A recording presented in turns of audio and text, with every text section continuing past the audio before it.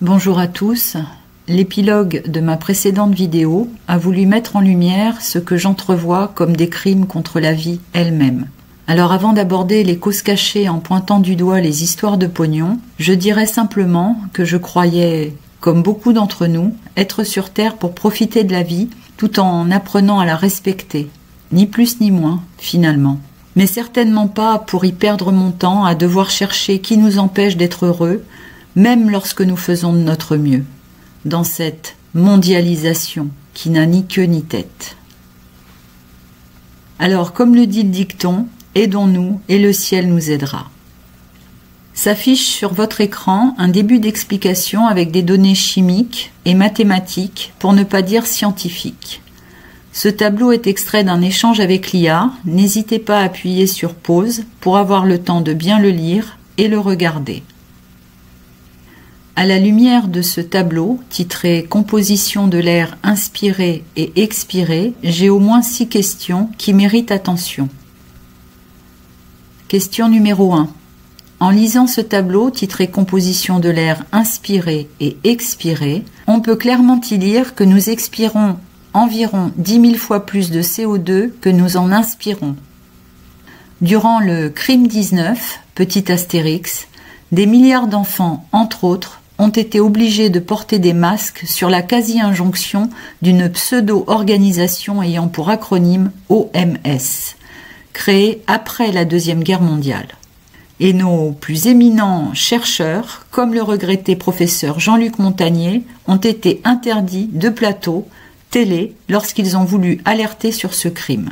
Une telle quantité inspirée est effectivement très toxique tant pour les humains que pour les animaux, et même les végétaux, comme l'explique la précédente vidéo diffusée sur cette chaîne et ce tableau. Objectivement parlant, êtes-vous vraiment certain que ce GIEC est exempt de corruption et de conflit d'intérêts?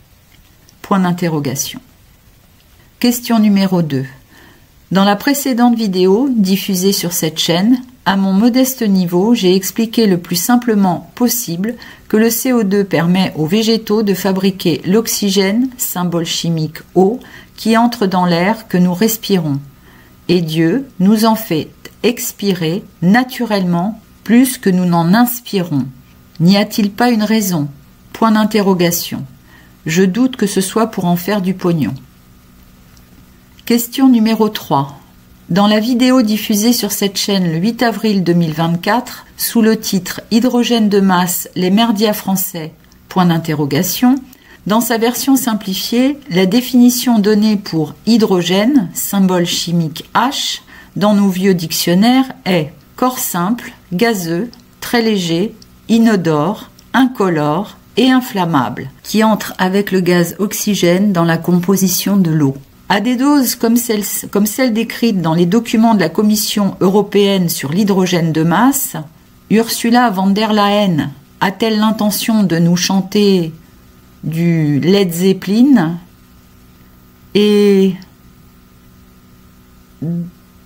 dans quelle mesure? Point d'interrogation. Question numéro 4.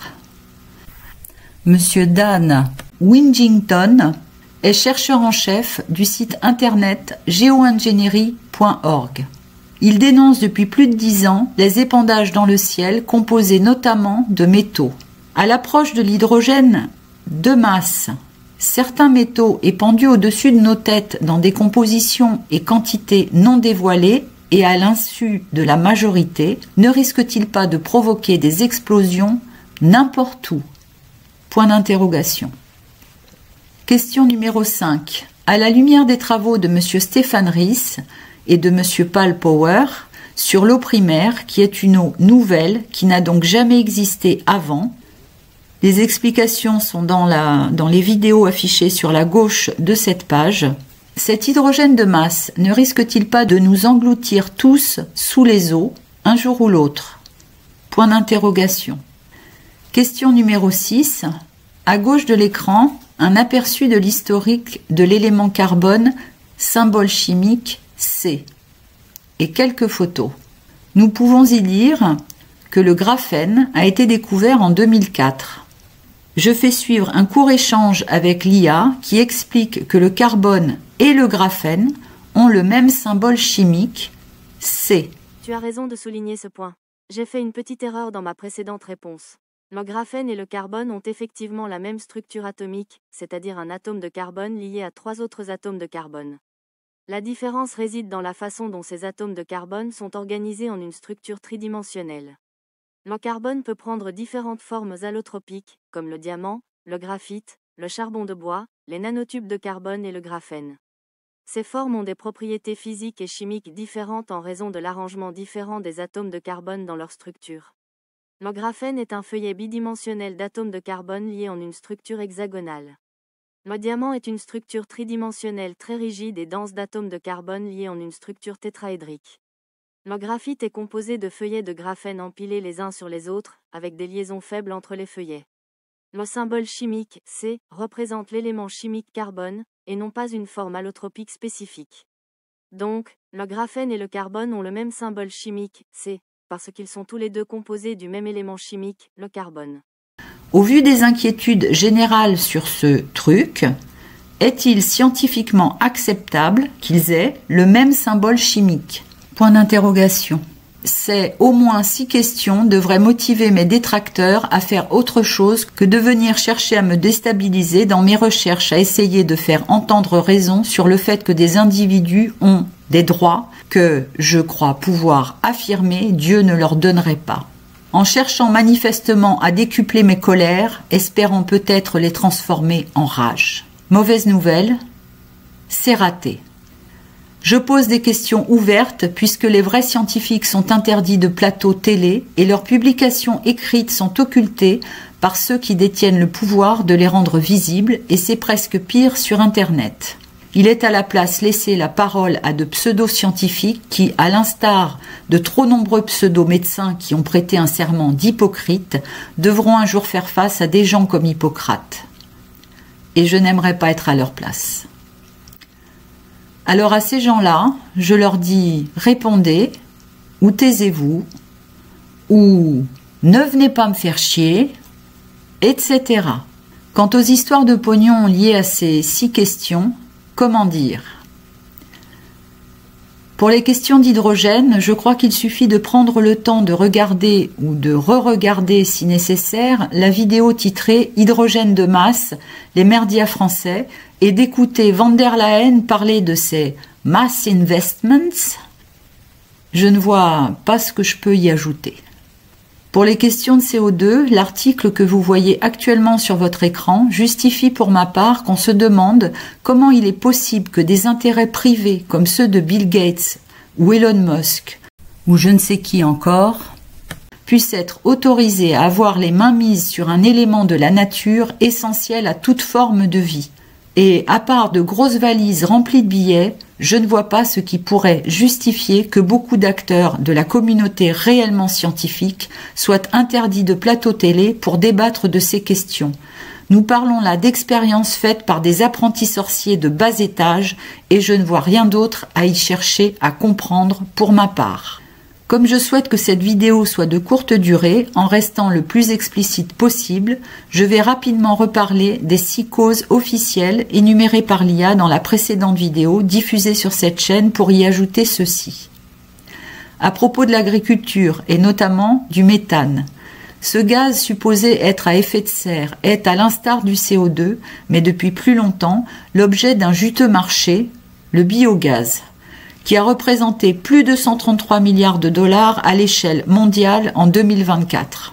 Sur les 10 millions de tonnes de biomasse traitées pour faire ce biogaz, entre 3 et 5 millions de tonnes du caca de nos vaches, de nos cochons, de nos poules, matières premières appelées fumier, se sont transformées en biomasse, ou plutôt en dollars et en euros. Alors qu'ils devaient naturellement servir d'engrais quasi gratuits et infiniment plus profitables, tant aux cultures de nos aliments qu'au bien-être de la terre et de son écosystème. Alors si ça, ce n'est pas une histoire de pognon, vous appelez cela comment ? Les agriculteurs préfèrent acheter des produits chimiquement trafiqués par des industriels écœurants plutôt que de valoriser à bon escient le fumier de nos animaux, qui est naturellement composé d'azote, de phosphore, de potassium, de matière organique et d'oligo-éléments. Au point où nous en sommes, peut-être que ces agriculteurs ne savent même pas qu'ils privent de matières organiques nécessaires à leur bonne santé les végétaux, entre autres. Le serpent se mord la queue. On se réveille quand ?